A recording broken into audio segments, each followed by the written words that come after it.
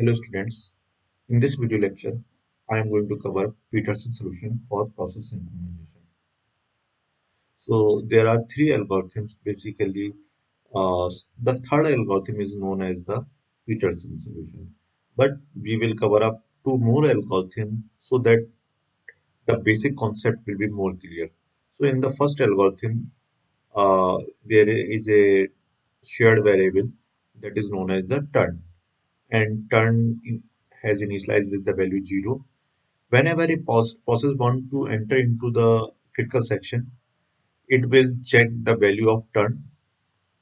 Then after it will enter into the critical section, and after that, when it will come out from the critical section, it will give the permission to another process to enter into the critical section and enter into the remainder section. So how this will execute in process synchronization when two processes are executing parallelly, or we can say concurrently. So we will take a look. So here initially the value of turn is 0, and now I have there are two processes pi, that is the p0, and another process is p1. So when pi want to enter, it will set its turn, yani ki turn is equal to 0. Now as it is entering, it will check for the condition turn is not equal to I. Here the value of turn is already set as 0. So it is 0 not equal to I. I here, this is the I. So I has the value 0. So this condition get false and Pi enters into the process I enters into the critical section. Now suppose that there is a switchover from process Pi to Pj in the critical section. In that case, what will happen? Process Pi or P0 is still in the critical section. Now what will happen? As is switchover take place, now again it will this is the process P1 P1 or Pj, we can say. So it will check for the turn has the still value 0. Now since there are two processes, one is 0 P0, and this process has the value 1 P, Pj. J की value, J has the value here 1. So J's value is 1. So this condition 0 is not equal to 1. This condition will get true. So this process cannot enter into the infinite loop because there is a semicolon, and there will be an infinite loop. Now, when the process come out from the critical section, it will set the value of turn is equal to J. After waiting, it will come here, and this process will get execute, this code will get execute, and it will set the turn is equal to J after leaving the critical section. When again the processor switch over from process P0 to P1, it will again check the value of J. Here the value of J is turn is equal to J, and J has the value 1. So 1 is not equal to 1. This condition get false, and this will enter into the critical section. So each and everything is fine. So there is only one process that can enter into the critical section. Now, where is the problem? As we know that are three conditions, or there are three solutions uh, for the process synchronization. First one is the mutual exclusion, second one is the progress, and third is the bounded waiting. Now we will check for the progress. Is there any progress? If yes, then the algorithm will be satisfied and it will work fine. So here process PI is not into the critical section, and suppose that firstly PJ want or P1 process want to enter into the critical section. Now it will check for the condition turn has the value 0. 0 is not equal to J has the value 1. 0 is not equal to 1. So this is the condition. Although the process P1 or Pj want to enter into the critical section, but due to this condition, it cannot enter into the critical section. So there is a mutual exclusion, but no progress. According to the progress, if a process want to enter into the critical section, it should allowed. It should not wait for the infinite amount of time. So there is a problem. Now, algorithm 2. According to algorithm 2, we have taken a boolean variable flag that has the two values, and both are initialized with the false. Initially, flag 1 and flag 0 both have the value false. Now, suppose that this process want to enter into the critical section. Whenever a process want to enter into the critical section, it will set its flag as true. Initially, both are set as a false, as here. That means flag I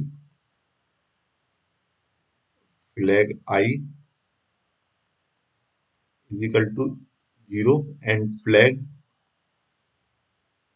j is also equal to 0. Now, let's check what will happen. So when a process pi want to enter into the critical section, it will set its flag as true. Now it will check flag j. The flag j has value 0, so this will be 0. That means there is no while loop. It will enter into the critical section. When a process pi is in the critical section, suppose that there is a switch overing from pi to pj, that means process p0 to p1. What will happen? This process also set its flag as true. Initially it was false. Now it will check for the flag of I. Flag of I. Flag of I is equal to true. That means this will be 1. So there will be infinite loop. So process Pj cannot enter into the critical section since Pi is in the critical section. After certain time of interval, it will come back, processor will come back. It will execute its critical section and set flag I is equal to false and execute in the remainder section. After certain of time, say then after there is a switch overing, so it will again check for the flag I. Now flag I is equal to false. That means it is the 0. When it is 0, now what will happen? This condition will get false, so it will enter into the critical section. So it is properly working for the mutual exclusion. Now let us check for the uh, progress, whether there is a progress or not. Suppose that when it set the flag I is equal to true, and meanwhile there is a switch overing of the CPU processor from one process to another process, that means Pi to Pj or P0 to P1. Then what will happen? It has set the value of flag I as true. Now after switch overing, it will also set the flag j is equal to true. Now then after when it come back to this process pi or p0, it will check for the condition flag j. Flag j is 1, so it will be in infinite loop, no problem. After certain of interval, it will come back to the process pj or p1. It will check for the value of the flag j. It is a flag I. It is also 1, so the condition will be satisfied. So it will wait for the infinite loop. Then after whenever it will come to the again process p0 or pi, so here again the condition will be true. So it's still waiting for the infinite loop. So this process will continue and none of the process can enter into the critical section, although both want to enter into the critical section, but none of these process can enter into the critical section. So this is the one of the drawback of algorithm number 2. Algorithm number 2 shows the progress, so it shows the mutual exclusion but not progress. Now there is a solution provided by the Peterson that combines the basic concept of first two algorithms. So here they have taken flag and a variable turn. Whenever a process want to enter into the critical section, it will set its flag as true and turn as opposition. If flag j is equal to true and turn is equal to j, this condition will get true. Do nothing, otherwise it will enter into the critical section. And when it is coming out from the critical section, it will set flag I is equal to false as in the previous section. So how the process will execute, let us see. So here flag I and flag j set as the false as in the previous algorithm number 2, and turn is equal to, we have initialized a turn is equal to 0. Now, when a process Pi or P0 want to enter into the critical section, what will happen? It will set flag I is equal to true. Now, turn is equal to, it will also set the turn is equal to J. Then after, it will check for the condition flag J. Flag J is still false because initially both flag I and flag J are false, so it is 0. When first condition get false, we have not to check the another condition. Still I am checking turn j, turn is equal to j. Here turn turn is equal to basically true for this one. So it will be automatically false. So condition is getting false. So it will enter into the critical section. Now during the critical section, if the processor switch over from the process P0 to P1, this is the process P1 or PJ, what will happen?